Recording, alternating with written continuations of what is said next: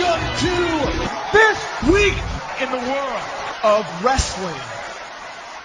Welcome to TWitWoW, the best wrestling podcast made for wrestling fans, by wrestling fans, on the web today. I'm John, that's my cohort and commentary Ashton, and this is our NXT review. And I gotta say, this was a fun episode of NXT tonight.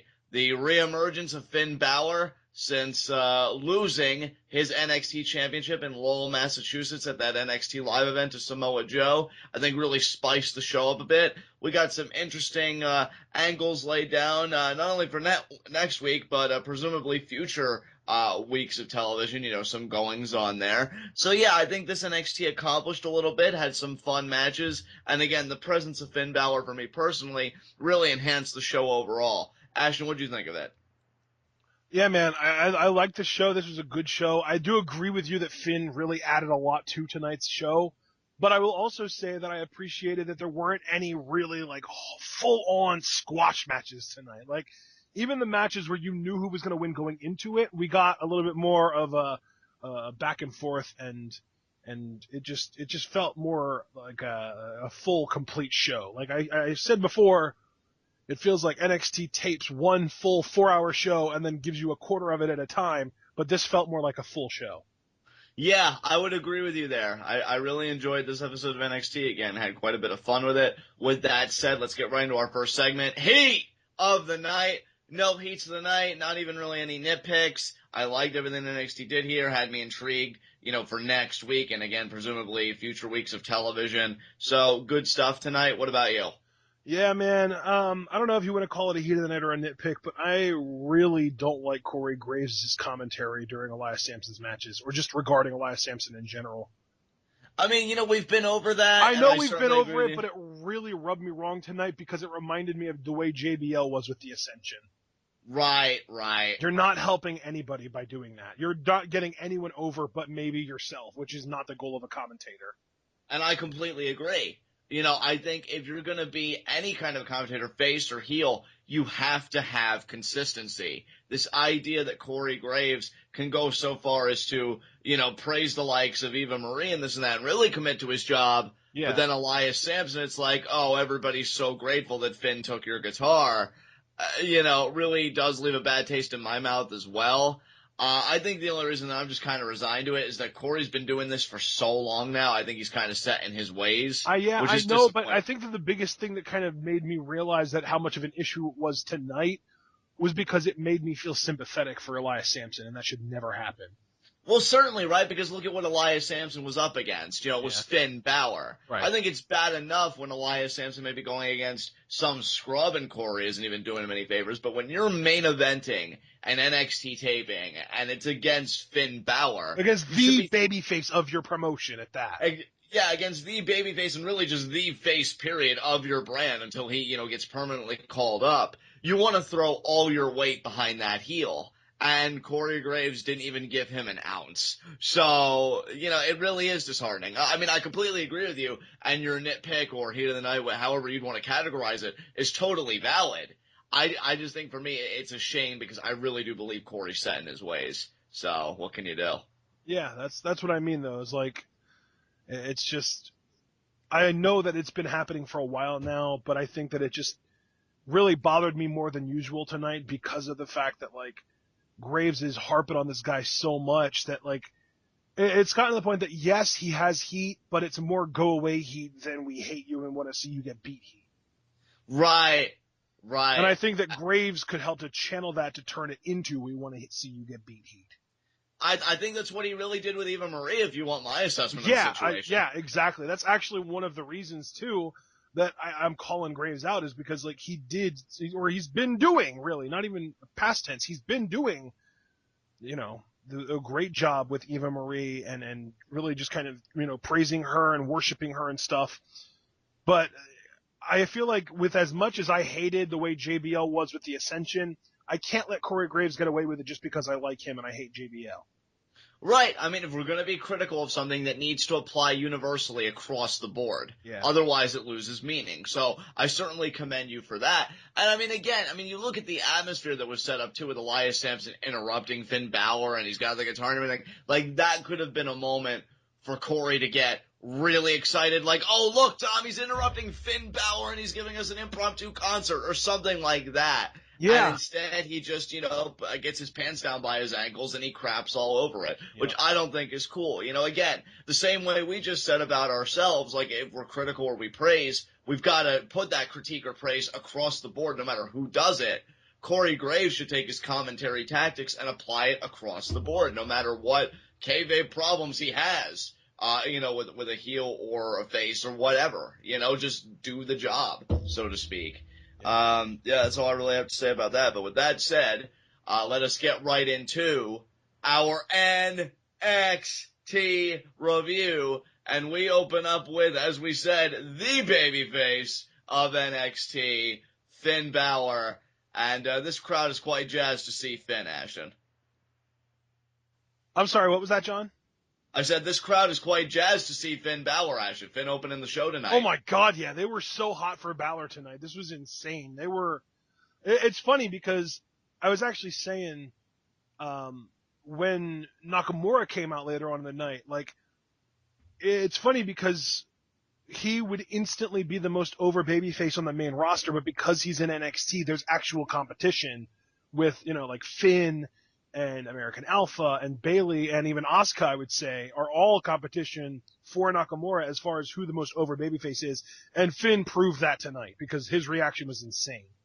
Oh, yeah, you can tell they missed him dearly. Yeah. Him just kind of being off the radar since the LOL live event where he lost the title. Yep. And what I like about this promo, and really what I liked about Finn in general tonight, and I can already tell, like, I'm starting to get back into Finn. It goes from not just appreciating him objectively, but it's getting into him subjectively.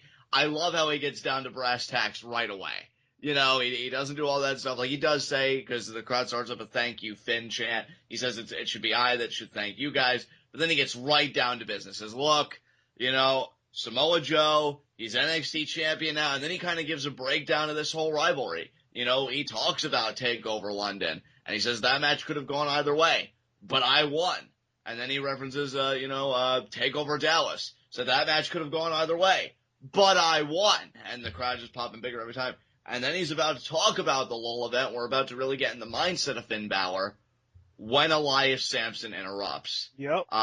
Nice boos. And see, I will say this, and it's a shame, again, going back to the preceding segment, that being Heat of the Night and your nitpick, with Corey Graves and just him harping on Elias Samson. It's a shame that he didn't decide to throw his weight behind Samson on this night, because Balor is the perfect possible foil if you really want to get that quote-unquote newer heel act some heat and some serious momentum. Like, nobody better to work off of than Finn Balor. Yeah, I'm kind of starting to feel like they're going to give Samson basically like the Bull Dempsey treatment, where he goes away for a while and then comes back repackaged. Right. Because, like, even though this is insanely over and he's probably the only heel on the entire NXT roster that gets real heat, other than Eva Marie, I'm guessing that they don't think that he's getting enough of a reaction and that he's going to end up not sticking around in this form for some reason. Man, I'm hoping not, because I still dig the gimmick, and I agree with you. I think this is one of the only really legitimate heels that NXT has, and I think you kind of touched on this problem on last week's NXT TWitWoW when we were talking about Joe's reign. Yeah, because Joe's starting to get cheered. I mean, Balor did some heelish stuff tonight, but he still got cheered massively, even despite that. Joe is still clearly trying to be heel, but he's getting cheered despite that. So, I don't know. I feel like NXT is missing an opportunity here. I do too. And again, when you have a mouthpiece like Corey Graves, you could really pounce on that opportunity. I mean, here is Samson, who gets no positive reaction, even gets drift away chance that could be advantageous if you only had the intermediary, that being Corey Graves, between the television audience and the live audience, really throwing his weight behind that. Be like, oh, these people don't know what they're talking about. These are people that appreciate, I don't know, like the Beatles or AC/DC, like comparing obviously great musical acts, but saying that Elias Samson's better than them or something, and this crowd just doesn't know how to appreciate good art or something. Something to that effect, because he always goes into hyperbole with Eva Marie, so why the hell not? But obviously Corey Graves doesn't do that. So Elias Samson, he comes out with his guitar, he plays a little number for Finn, ultimately says again, what they need is what I am, and you're nothing without that title. And, great camera work here, because you could see Samson, really feeling proud of himself, feeling smug. Finn is just like, oh, you picked the wrong fucking night, because I'll tell you who your daddy is. And then he did the Pele kick, laying out Samson. That was which so was cool. Great. Dude, I love that Pele kick. Like, it's one of those things where whenever something like this happens, you're always expecting the guy to turn around and for them to just throw forearms at each other for a day and a half. And Finn's just like, he's behind me and I'm facing away from him. I have a move that I use in matches for this exact situation. Why don't I just whip that out right now? And it looks awesome. And you know what? I agree with you. I'm really glad that you brought up that in a standard situation, the guy would just expend the energy to turn around and throw forearms, and that would have been fine. I obviously wouldn't have come down on Finn if he did that, but I just think this is so much cooler because you can tell right from the word go when he gets on the mic. This is not the night. And he even says so to Samson when Samson, scurries out of the ring. You picked the wrong night. This is not the time. Oh, I have finally decided to show my face after losing what I consider to be my NXT championship. We'll get into that more later because I love that shit. Yeah. And he's just thinking to himself, I'm not in the mood. And quite honestly, I can sympathize with Balor. If I lost a huge opportunity, I wouldn't want to joke around or even legitimately mess with anybody. I'd be like, stay the hell away from me. And I think Finn had a great reaction. Bam, Pele kick, just like that. And then he grabs the guitar. Now, I'm thinking with Finn and just the rage that you can tell is kind of bubbling up inside him, he's going to smash that guitar in front of Samson and be like, that's what you get. I know. I got so worried about we've already dealt with Mitch in the light-up jacket. I don't want another inanimate object to get killed today. I know, right? Well, they do say, death comes in threes, right? So that guitar, Oh, God, why would you say that? Well, you kind of lined it up for me. I just knocked it down, brother, that's all. But the guitar does get to live to see another day because Finn throws it, but Elias catches it. I didn't know if he was going to catch it or not, to be honest, but he did. And, yeah, then Finn just mouths to him, this was not the night, wrong move by you there. And Elias is just kind of looking on like, well, I done stepped in it, didn't I? So that was the opening segment. I thoroughly enjoyed it. Yeah, man, this was solid. I really liked Finn's fire that he showed here. He showed even more fire later on in the night after the match. But yeah, this was solid. Again, my only real complaint from this segment was Corey Graves, just constant need to just shit on Elias Samson for no reason whatsoever. But then I also loved that after Finn threw the guitar out at Samson, he kind of cradled it like a baby.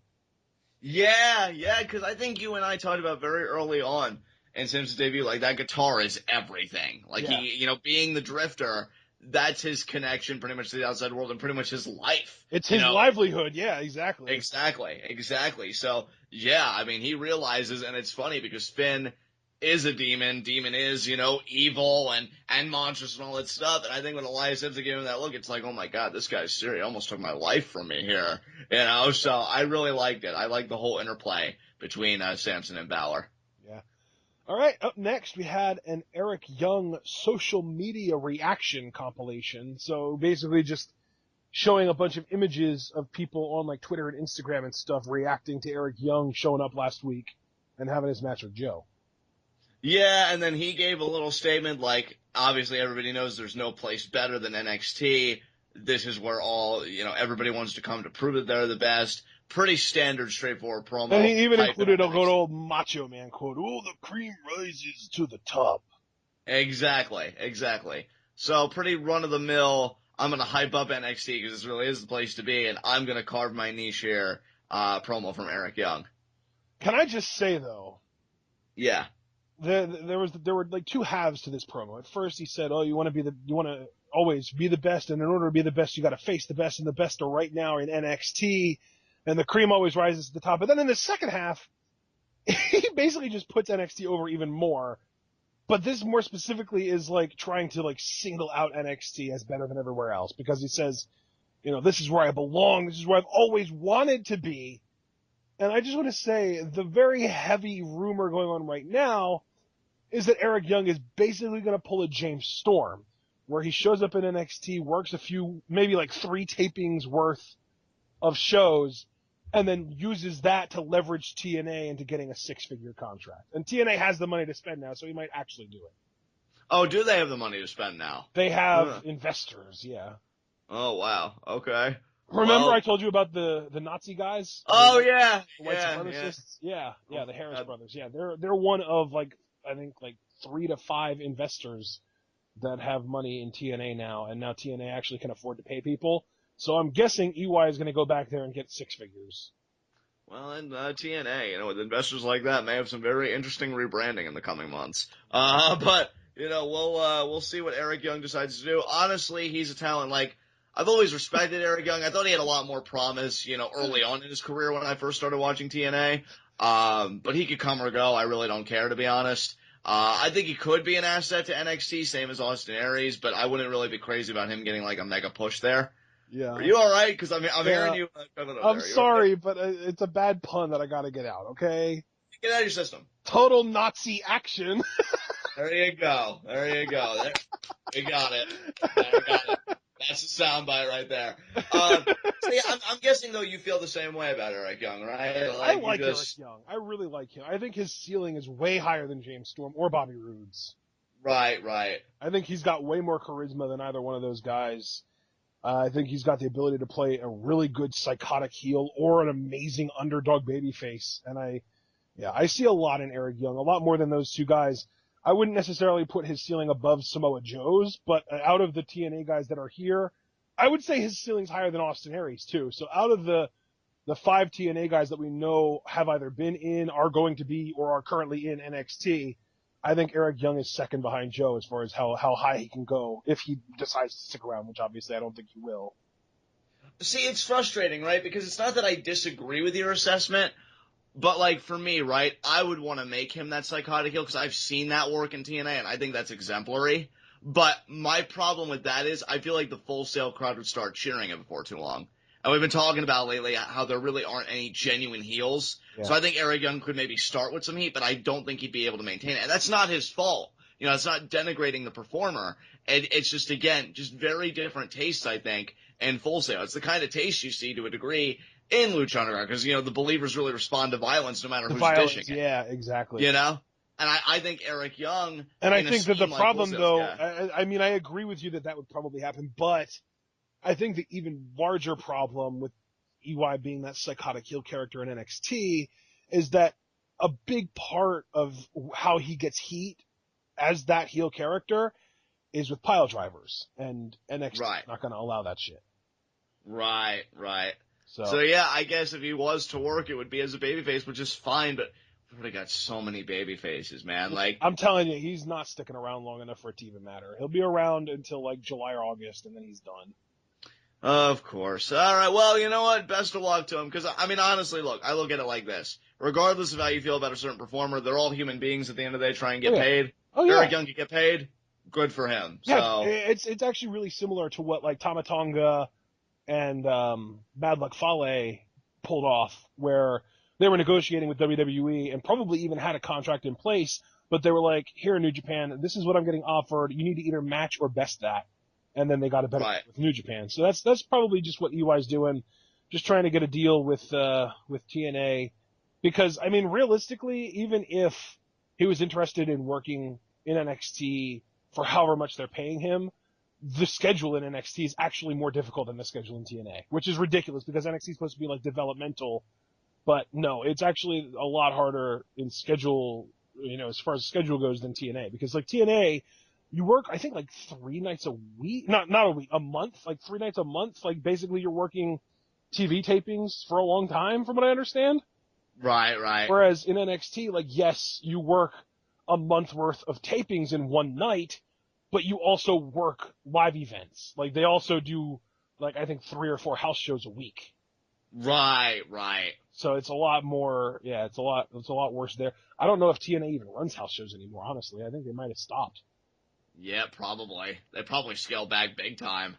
So if anything, Eric would probably want to continue working TNA and maybe some independent shows on the side. I don't know. But we'll see. Yeah, we'll see. Up next, we had a quick backstage segment. I don't remember her name, and I apologize, but one of the new interview females catches up with Finn, and it's not Cathy Kelley, it's the other one. Dasha Fuentes? No, it wasn't Dasha either. Oh, okay. It was another one. She catches up with Finn and asks him what he was going to say to Joe, because he was getting ready to say something to Joe before Elias showed up. And he basically just says, you know what, no, I'm gonna say it after I get done kicking Elias Samson's ass. Yeah, fiery, succinct. It's weird because he's Irish, but he actually said ass instead of arse. Yeah, there you go. Good stuff from Balor. Finn Americanizing himself. Ooh. Up next, we had our first match of the night. We've gone a pretty good chunk of time without any matches. First match of the night, and it's Corey Hollis and John Skyler, a.k.a. short and thick versions of Adam Cole and Drew Gulak, versus American Alpha. Yeah. And, fun match here. And what I noticed about this match, actually, is it wasn't really your standard American Alpha matchup. I felt like there were more frequent tags. I felt like, obviously, because of, the opposing team not really being that credible, Gable wasn't going to be worked over relentlessly to get that hot tag. So it felt like Jordan and Gable were sharing more ring time. Had some cool double teams. They had a really cool sequence where they did, like, this double leg trip, and then it went into a double punch to the guy on the apron, then a arm drag, and then a double drop kick. So they did all these things like in sync, in sequence, and it was really cool. And yeah, American Alpha, man, I still love them to death. They look great with the NXT tag team titles, and they were really dominating. But then at one point, the Revival comes out to really get a closer view, but it really doesn't change anything. Because Jordan then gets like the hard shoulder thrust in the corner, tags in Gable, they hit Grand Amplitude, and they get the win. Yeah. American Alpha racking up those W's, baby. I do appreciate that they won despite or a distraction, though. Yeah. Yeah, and you know what I like, too? Like, they got distracted, but it didn't even matter, and, like, that's how dominant they are. Like, what a way to make your championship can I say, I love that Jason Jordan pulled a Kurt Angle, and he had his straps down from his hot tag, and then they got distracted by American Alpha, or by the Revival, and then he put his straps back up, only to pull them back down before doing the corner spear and into the Grand Amplitude. It's great. It's great. Like, what I really love about the growth of American Alpha, and particularly Jason Jordan as a performer, you could tell he's gotten so much more comfortable. You could tell, I think he really knows inside and out, what he's supposed to do, how he's supposed to do it. I don't know if you want to call it, having your character down, but he just does. He has that crowd psychology of, I know what makes him pop, I know how to get him into it, and it's just great to see that growth from Jason Jordan. And Chad Gable, I mean, we've sung his praises since day one. Guy is just incredible, and I love the fact that these guys are NXT Tag Team Champions. Yeah, man. It's funny because Nakamura kind of being in the same league as Finn Balor as far as how over he is. The other three people, or entities rather, that I mentioned in that breath are Bayley, Asuka, and these guys, American Alpha. These guys are so frickin' over. Oh my god. Dude, they're so over. You have to wonder, A, who are they going to drop those NXT Tag Team titles to? Because that's always a point of curiosity. I think that they might drop those tag titles potentially to a heel version of Austin Aries and his tag partner next week. Yeah, and we're going to have a little discussion about that, but we'll get to that in a few moments. But you may not be wrong. I don't disagree with you necessarily. It's just a matter of, who's going to complete that equation. But the second part of my question would have been, how soon after they drop those tag titles do they come into the main roster? Because if you want to talk about a tag team... If it was up to me, they'd come up sooner than that. Yeah, I know, If it was up to me, we would get these guys... If it was up to me, we would get Finn within the next month. And then we would get American Alpha and Bayley within a week of SummerSlam. Right. Give or take a week. You take SummerSlam, or the Raw after, or the Raw prior. Just give me those two on the main roster. And Nakamura, too. Nakamura's got to be coming up within the next 2 or 3 months. Oh my god, dude, absolutely. I mean, after what he's been confirmed to do at this Hawaii live event... Nakamura versus Cena? Yeah. Yeah, Nakamura versus fucking John Cena. Yeah. I think And they if have a he sense of urgency. wins, oh dude, he's totally winning too, isn't he? I don't know about that. Maybe. I mean, Cena is kind of getting to that point in his career where I think he's kind of in that transitional phase, but I feel like I've been saying that the last 5 years. So maybe, like, this isn't the same John Cena as when he was, like, first starting out. Yeah, I feel like he's more in that building talent phase. I'm just waiting for, like, Ecstasy 69 to get into the comments and be like, you guys are setting yourself up for failure if you seriously believe Nakamura is going to beat Cena. Well, yeah, like, Cena's still totally going to be on top for 10 more years. God, you guys don't know what you're talking about. But what was I even getting ready to say? But yeah, dude, I remember what I was going to say. American Alpha coming up, right? My thing with that is, if they're going to come up and you really want to do this, like, tag team revival on the main roster, right? I want so badly Luke Gallows and Carl Anderson to beat the New Day for the tag titles, and that's one of the programs they have for the tag titles is against American Alpha. Oh my god, those matches, dude. Oh my god, those matches. So, I already have fantasies. I may have to change my pants, but we still have a show to do. So, yeah, American Alpha gets the win, and their main roster rival has got to be imminent with how freaking over and how freaking good they are. So, here's to hoping. Yeah, man, that needs to happen. Damn right it does. Yeah. Up next, though, after the American Alpha victory, Cathy Kelley catches up with Shinsuke Nakamura backstage and tells him that last week Alex Riley said it's time to rage, and asks Nakamura what he thinks of that, and he says, rage? And then he does this weird, like, convulsion thing, and then he says, shaking with rage, and then he walks away. Yeah, gotta love Nakamura, man. He is such a whack job. That's the thing, too, is that, like, this done by anyone else, and we're just like, what the hell is this guy doing? What a freak. Who does he think he is? But we don't need to ask who Shinsuke Nakamura thinks he is, because he's Shinsuke freaking Nakamura.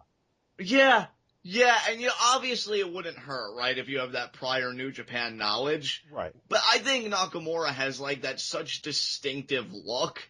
Like, you could just look at this guy and know, well, he's a bit eccentric, but I bet he's kind of a big deal. Again, Dario Cueto nameplate there. And, just Nakamura has that tangible charisma, if you will, about him. Yeah. And I'm telling you, dude, if he's already working with Cena at a future live event, that gives me some hope that even the main roster has registered his value, and he's going to do some amazing things. I forget. I can't wait. Is that at the end of May or at the end of June? I thought that was at the end of June, the Hawaii live event. Okay. June 29th, I want to say, right? Right. That's what I thought, too.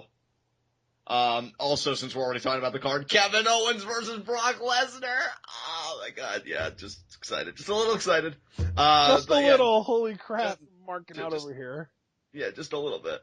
Nakamura, I think, already working matches like that, dude, and just having the kind of charisma he does and yeah, everything dude, I'm looking else. at it is June 29th, by the way. Resume what you were saying now. Excellent. He's gonna go so far, I think, in the WWE. And it's funny, right? Because I still even have friends that I talk to. I don't know about you, because I know, Squared Circle subreddit, and people follow you on Twitter, at APOD404. And I don't know if they have a differing opinion, but I still talk to friends, like, in this day and age that worry about acts like Asuka and Nakamura because they're Japanese. And I think they think about past acts, and to me, maybe this is me giving the main roster too much credit, especially, the people behind it. But I want to say that at least to a degree, not entirely, but to a degree, we're kind of past the worst of it. And I do feel like acts like Asuka and Nakamura will get treated far better. So I think he's going to do quite well. Yeah, I mean, it's one of those things where that amount of charisma supersedes booking, I think. And I want to agree with you, right? And I think I do agree with you at the end of the day. I can understand the trepidations of others, for good reason, but I think you're right. I think when you've got what Nakamura's got, it transcends any misgivings that people may have, whether founded or unfounded, about anything. I think he's going to be just fine. Yeah. All right. Let's move on, though, because up next was actually the match, Alex Riley versus Nakamura. And I think we know why Alex Riley got released, because what use do you have for a corpse on your roster? Exactly. The white lion, so to speak, got tamed. Big time. He's no white lion. Yeah, he's a bitch. He got punked out. What can you even really say? These Nakamura matches that he's been having have really just been exhibition matches for the network audience. Like the only really competitive match he had, ironically enough, was his debut. The match I guess is supposed to kind of serve as an exhibition by default against Sami Zayn. But all of his subsequent matches, Nakamura's just like, well, how much time do I have? And let me see if I can set a new personal best. And yeah, Riley, he gets maybe like a few slaps in or something on Nakamura, taunts him like he's hot shit, and then he gets shut down. Like, this whole thing was glorious. Nakamura lays hard strikes into Riley. Holy shit. To the point where the crowd starts chanting King of Strong Style, and just, man, dude, he lit his ass up. Yeah. Oh, so good. And then, Nakamura finishes it the way he always finishes it, with the knee, the Kinshasa, and 3 count, baby. I love Corey Graves' freakouts every time he gets to call that move. Kinshasa! Like, it's almost as good as Japanese commentators getting to say, Lariato! Oh, yeah, look, Corey Graves, and this is where he does do his job exceptionally well. The guy loves pro wrestling, and he strikes me as the type of guy, and he probably even confirmed this for himself, that when he was growing up and went again in the business, probably consumed everything that he could, and even when he got in, still consumed everything that he could, and yeah, Nakamura was probably high on his list, and yeah, you could just hear the elation in his voice when he gets to call the finish that, for every, Nakamura match with that knee, and yeah, just totally lays Riley out. And enjoy your complimentary walking papers, and we'll see you, Riley. And Nakamura, man, he is a freaking dynamo if there ever was one. Crowd loves him. Oh, my God. Yeah. This was a slaughter. I know I'm salty towards Roman Reigns right now, and I'd be lying if I said my next statement isn't partially informed by that.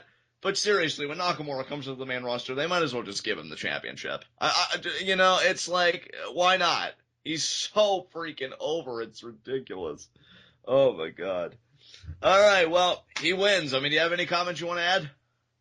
No, I have nothing to add. I already said it was a slaughter. That was my final thought. Let's move on. Austin Aries confronts William Regal in his office. He's, talking about how he doesn't want to just be good. He wants to be great. And next thing you know, Blake and Murphy show up.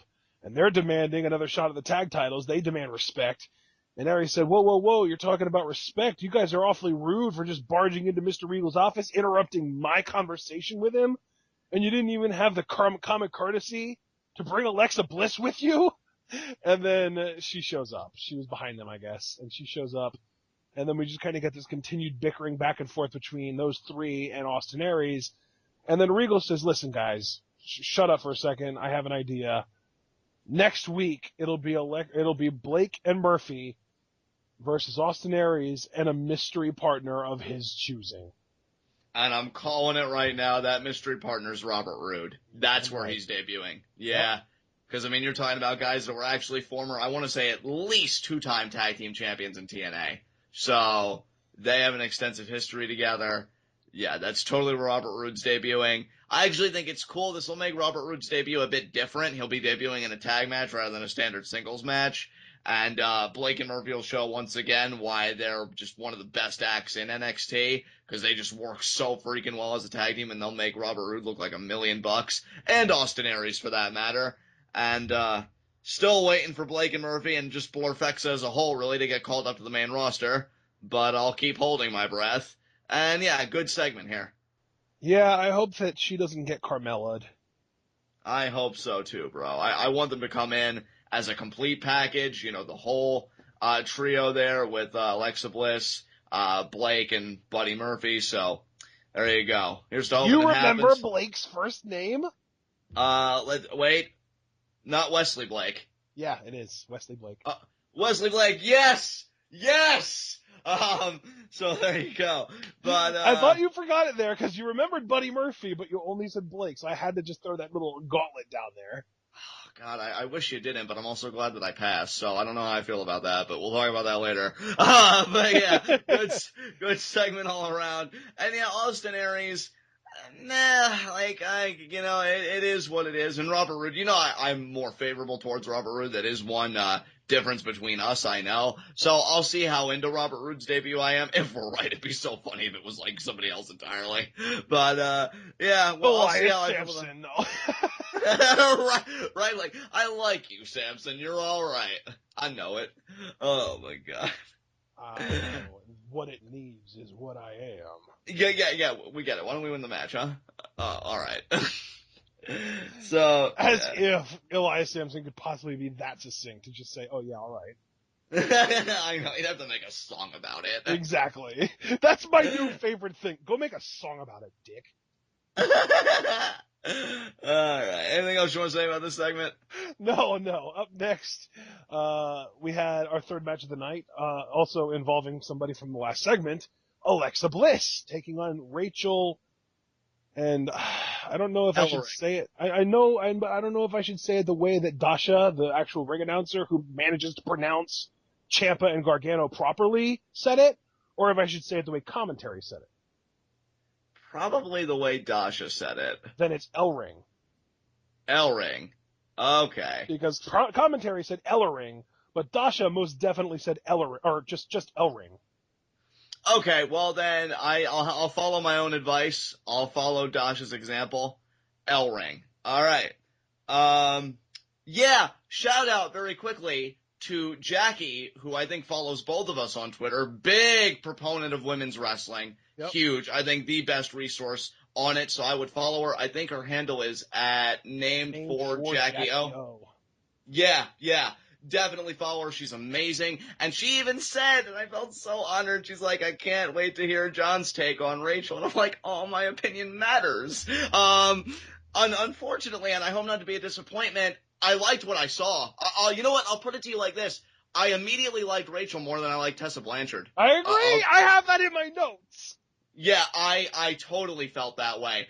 It's hard to gauge somebody when you know they're coming in for a quasi-squash, because as Ashton himself noted at the top of the show, there were no true-to-heart squash matches on this show, right. But it's not like competitors like this really got so much offense where it's like, oh, what a competitive back-and-forth match. Like, Rachel got some interesting... You know what, though? Yeah. It was pretty easy to see how good Billie Kay and Peyton Royce were on their first matches, even though they were basically squashes. So I wouldn't even say that.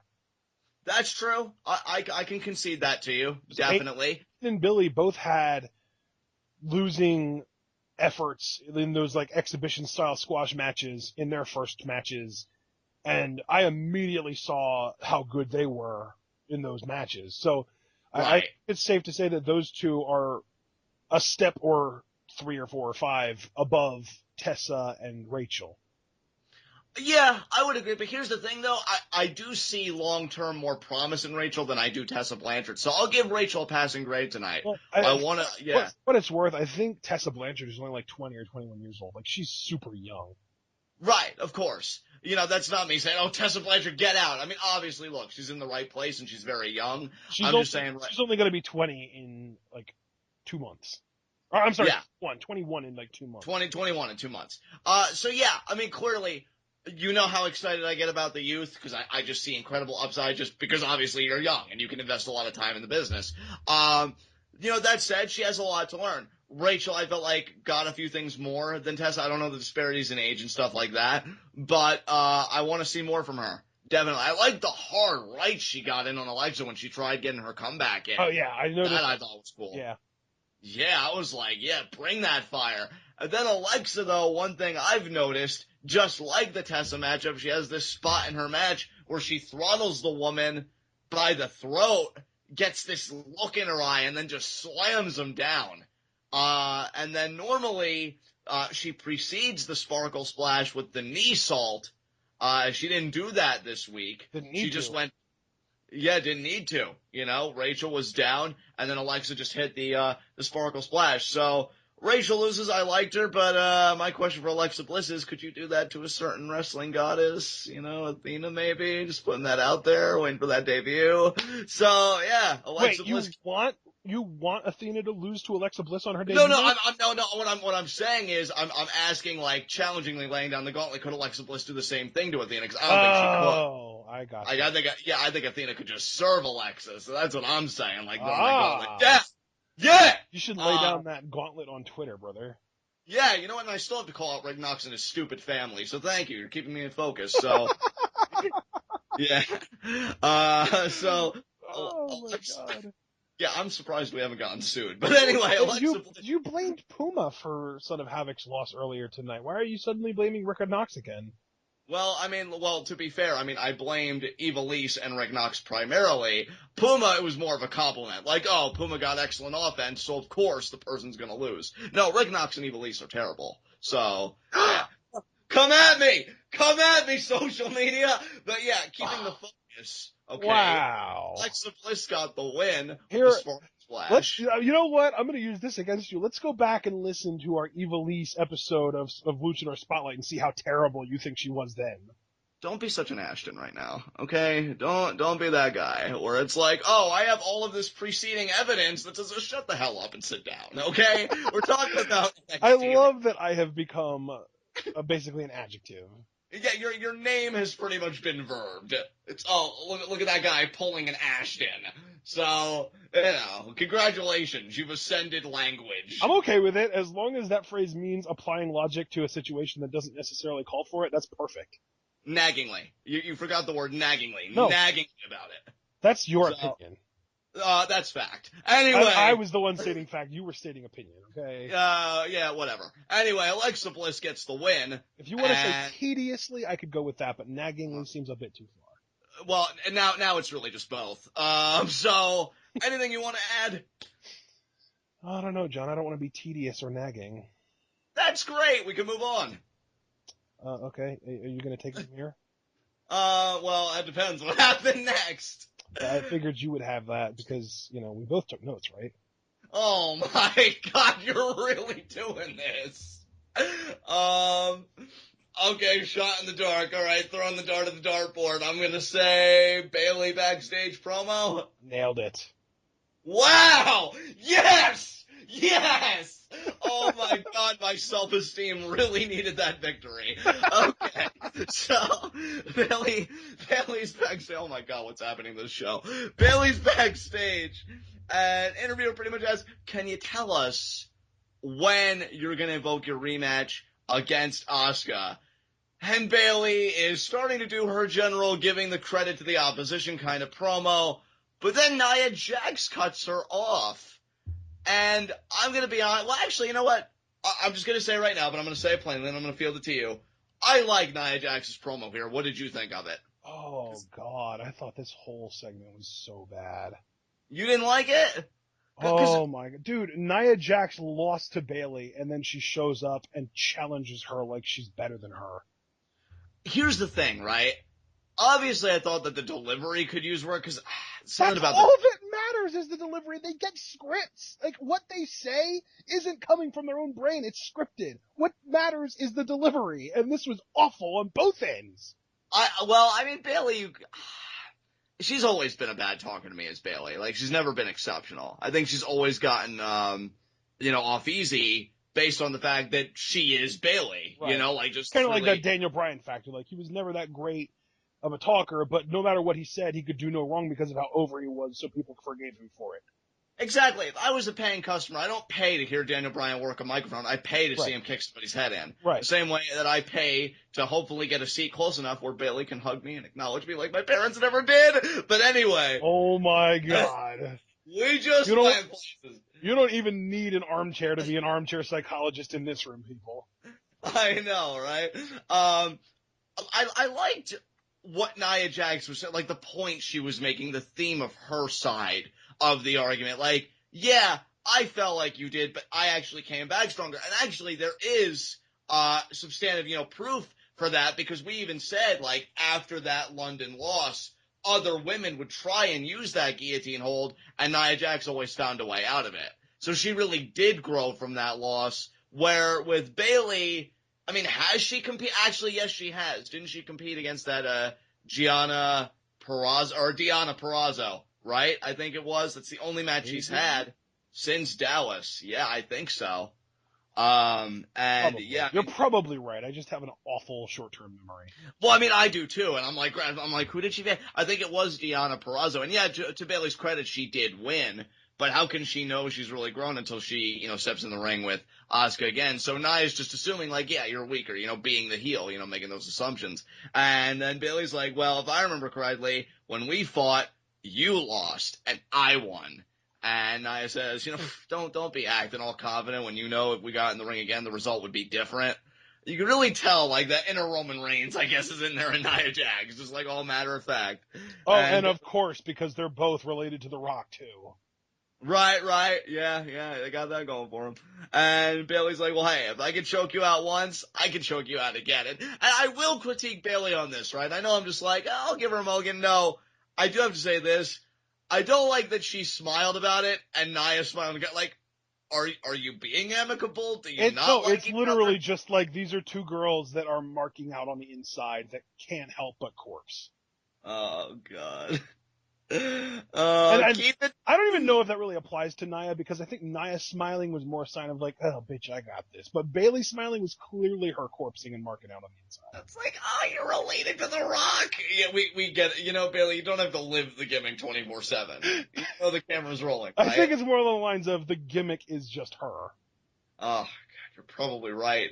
Which I can't really say I want to change because it's working so well for her. Yeah. So I guess we just have to swallow it and move on.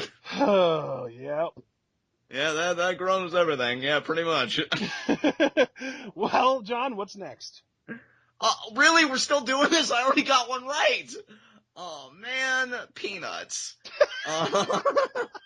Just for that. Up next, we have our fourth match of the night, Elias Samson versus Finn Balor. Hooray! I was going to say the main event next, mainly because I didn't have any other options.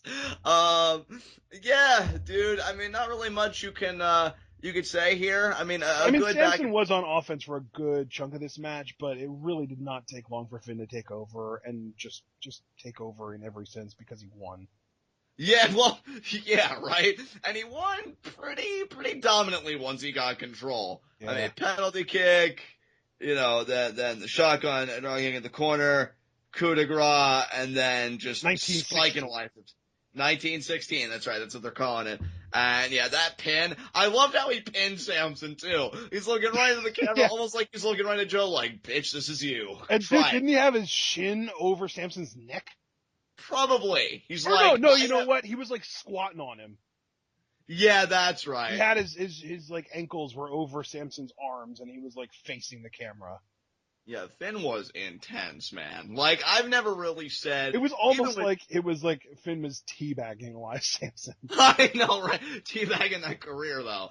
And it's funny because even, like, Demon Balor, I would never really say that I would fear, like I fear a Mil Muertes or a Matanza. I think I kind of feared Finn tonight. Like, he was not jovial in the slightest. Right. Like, he said that look like, Finn, I'm just gonna leave it to you. I had to talk to you about something, but it can wait. Yeah, just diorama, but I'll find somebody else. And then, you just leave. So yeah, Finn gets the win. Then he gets the mic, because apparently slaying humans isn't enough. He also has to slay the microphone. And he's pretty much saying, Joe, I want my rematch. You beat me, no question about it, not taking anything away from you, but anybody that knows me, and this is great, I think, for guys like us, because Finn's next line was, anybody that knows me knows I'm obsessed with NXT. I love that, because me especially, Ashton, like, I'll come to you in conversation, I'll tell you about Finn Balor interviews that I read, and how much I respected how over he put NXT, and how passionate he was about it. So that kind of made me smile a little bit. And he said how I'm obsessed with being NXT champion. In fact, it's gone beyond obsession. I'm possessed like a demon stalking its prey, and I'm gonna take back what's mine. So kind of reversing the narrative, because Joe said a few weeks ago, before he won the title, I'm coming for you, and I'm coming for my NXT championship. And Finn's turning around like, no, my NXT championship. and I love it. There's like this tension and this energy, and the crowd's eating it up. Well, except for one person, Samoa Joe, who comes out, he's just like, oh, hell no. Hell no. You don't deserve a championship match. I worked hard for this title. You don't deserve it. I went through hell to get this championship. So Joe's pretty much being a whiny little bitch bag. Like, oh, rematch clauses? Not in my house, Finn. I worked for this title. You go to the back of the line. But then Regal emerges. And I love that Regal doesn't take anybody's shit, no matter what kind of seniority or credibility they have. Because he's pretty much like, stop it. Stop it, both of you. I am the law here. That's not your ring. That's not your ring. This is an NXT ring. I will not have this dissolve into chaos. June 8th, NXT TakeOver. And there is going to be a rematch. Finn Balor versus Samoa Joe. And I love this next exchange because Joe blows a gasket at this point. He doesn't deserve a rematch. I worked for hell for this championship. He goes to the back of the line. And then Finn just looks right at Joe and says, I'm the front of the line, I'm the back of the line, I'm the line, Joe. I'm the line. Oh, well, wow, I didn't catch that. I heard Joe, but I didn't hear Finn. Finn had a great retort. He said, I'm at the front, whether the front of the line or the back of the line, I'm the line, Joe. I'm the line. Wow. Holy shit, way to know your worth. Just ain't nobody gonna tell him where to go. Oh my God. And then when Joe is still complaining, I love this too because Finn does a dive to the outside. And to me, this makes all the narrative sense in the world because think about it. When Joe was the hunter, he would consistently put Finn on his ass, choke him out, lay him out, pose with the title, really disrespectful. Now that Finn has lost it, he's really lost it in all respects. That NXT title kept him together, kept him focused, was his sense of purpose. Now he's desperate to reclaim it. So it's perfect that a desperate man really doesn't give a shit and can really take it to that same monster that when he was the champion, when he had that stability, could more easily choke him out. Now it's Finn laying out Joe, and I love the reversal of fortunes here. And I feel like it's needed because now this Finn Balor, especially knowing that he's probably going to break out the demon at that takeover, can really bring the fight to Samoa Joe. I thought this was fantastic. Yeah, this was so really well done, and I love the just assault, the suicide dive, man. Like, yes, suicide dives have grown to be relatively meaningless in WWE. Finn brought it back. Yeah, because he laid Joe out with it. Yeah, like that was a suicide dive with malice. Exactly. Like, I hate your face, Joe. I hate you. Oh my God. And then bam, contact. Yeah. Shut down that retort. Oh my God, so good. And see, like, it's funny, right? Because this will be the 4th time we've seen this matchup.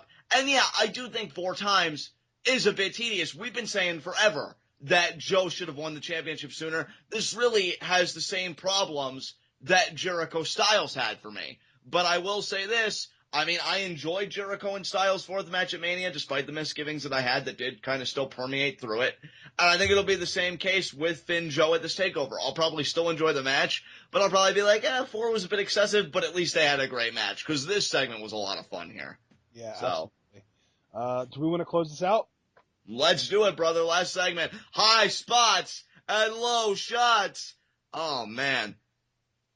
You know what? My low shot's Alex Riley. Yeah. There you go. What a whiny little bitch bag you are. Rage, Riley, rage. Did you like my tweet, Alex? You know, that whole Kevin Owens treating you like a doormat? Yeah, I tell you good luck in your future endeavors, but I really don't give a shit. So enjoy this low shot on the way out. Best of luck to you, kid. Anyway, who's your low shot? So you don't care to wish him the best of luck in his future endeavors, but then you finish by saying best of luck to you, kid. That makes sense. Well, I mean, that was just, sarcasm. Like, to me, I just envision him living with that, 5 o'clock shadow of his in a cardboard box somewhere. So, really doesn't matter. And, what if he has a family, John?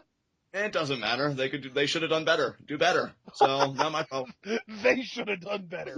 Clearly you didn't raise your husband right, okay?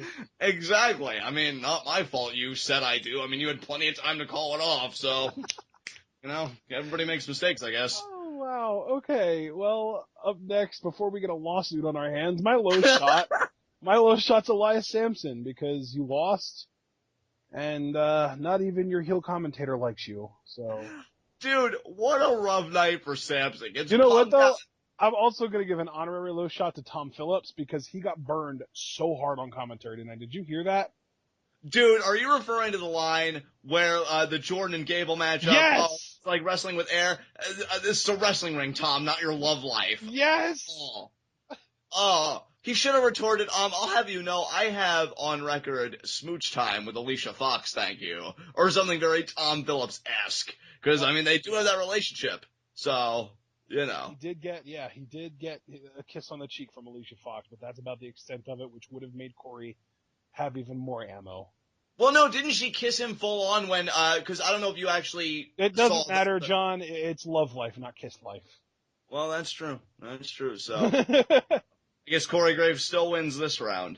Damn. Yeah. Grabbing an air, Tom. This is wrestling, not your love life. Just savage. Well, I'll take 6 shots of Koroks, please.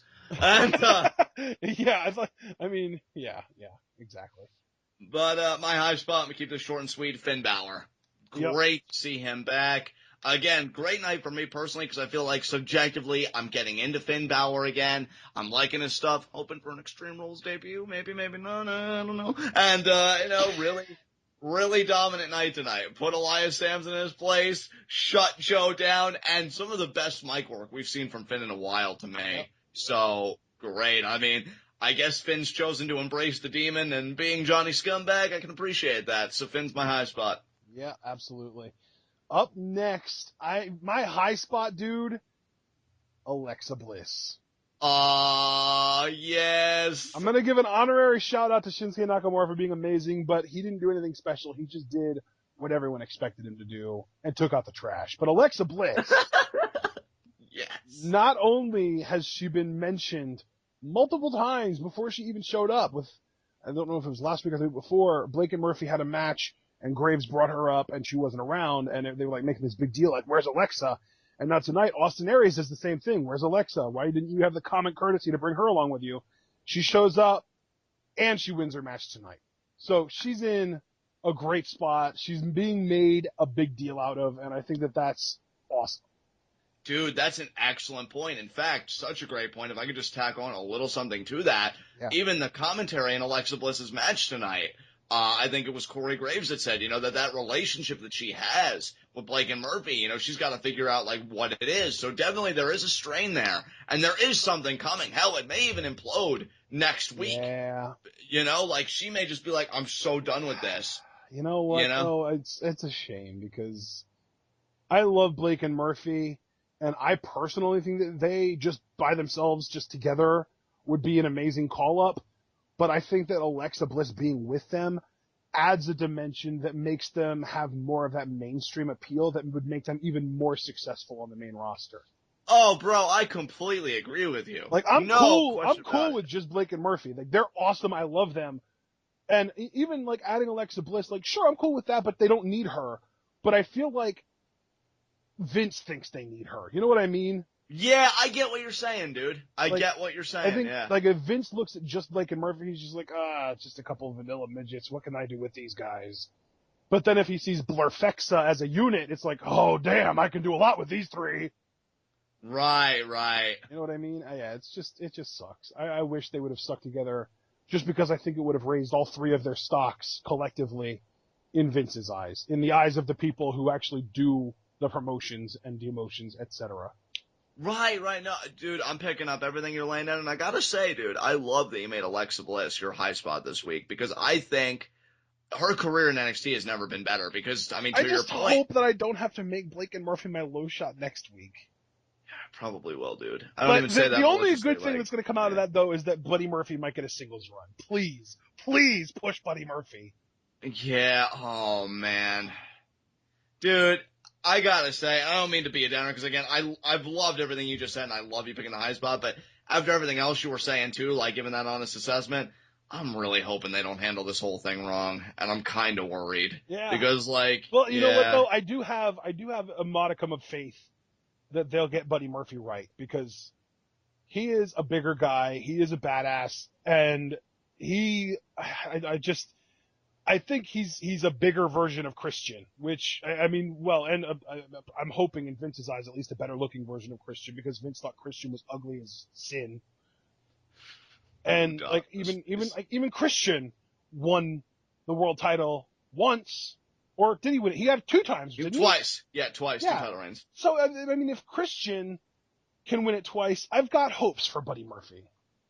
You know what? That's a beautiful sentiment. Anything else you want to say about NXT tonight?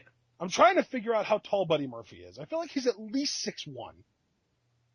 Oh, well, if you want to, how tall is he? He's 5'11". Aww. But maybe he's billed at 6'1", because, you know, those lift boots.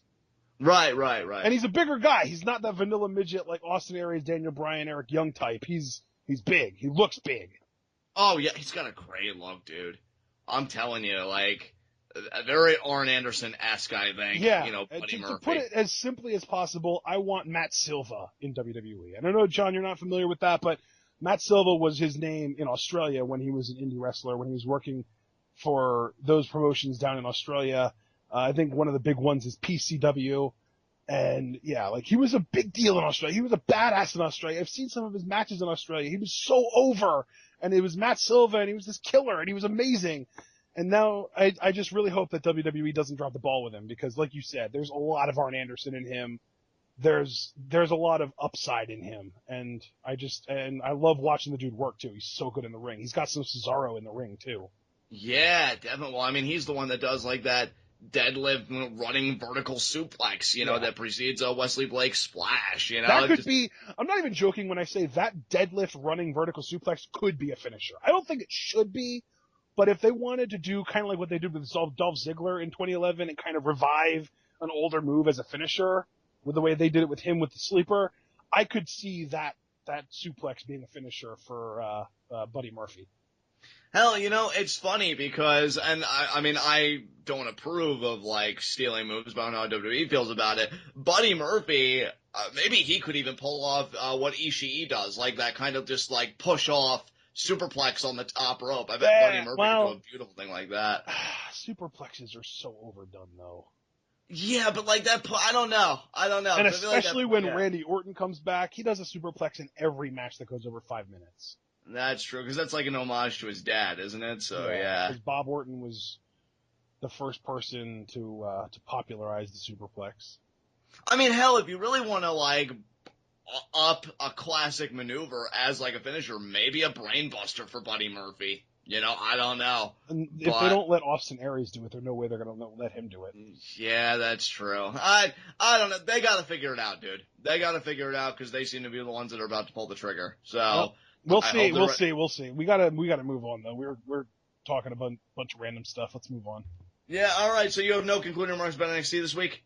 Nope. I just really, I mean, Alexa Bliss was my high spot. She was awesome this week, and I'm hoping I don't have to put Buddy Murphy and Wesley Blake in my low shot next week.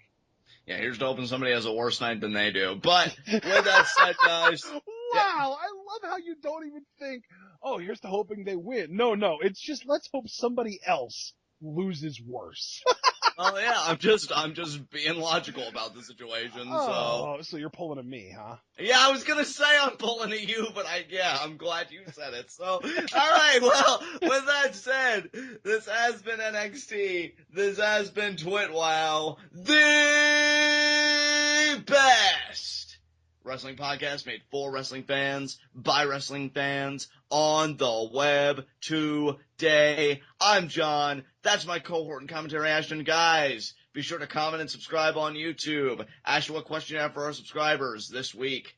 Well, next week we know that we have 2 matches, Nia Jax versus Bayley, and Buddy Murphy and Wesley Blake versus Austin Aries and a mystery partner. So, just kind of fill in the blanks. Who's Aries' mystery partner going to be, and who are going to win those 2 matches? Excellent. All right, guys, get that conversation started down in the comments. Talk to us. And be sure to take that conversation over to Pletov. That is Pro Wrestling is taking over Facebook. A lot of NXT fans there. You'll feel right at home. Also, be sure to check out the TWitWoW Facebook page. Like, share, and comment on the content there. If Facebook isn't your medium of choice, we also are on Reddit. On the TWitWoW subreddit, you can find all of our TWitWoW content, and members of the TWitWoW subreddit can create threads of their own on all things related to pro wrestling. However, for the best possible TWitWoW experience, you should follow both of us on Twitter. I am at John_TWitWoW. That is JOHN_TWitWoW. Ashton is at APON404. Letter A, Pond, the body of water, POND 404. And we will see you again for our Monday Night Raw review. Again, guys, for those that don't know, we're no longer doing SmackDown reviews. We didn't really see it really fit into our scheme. So you could see us again for our Raw review, where we'll see if Shane McMahon and Stephanie can keep being cordial with each other, or if there's going to be a breakdown. You can get all your best coverage right here at TWitWoW. And until then, guys, tune in and peace out.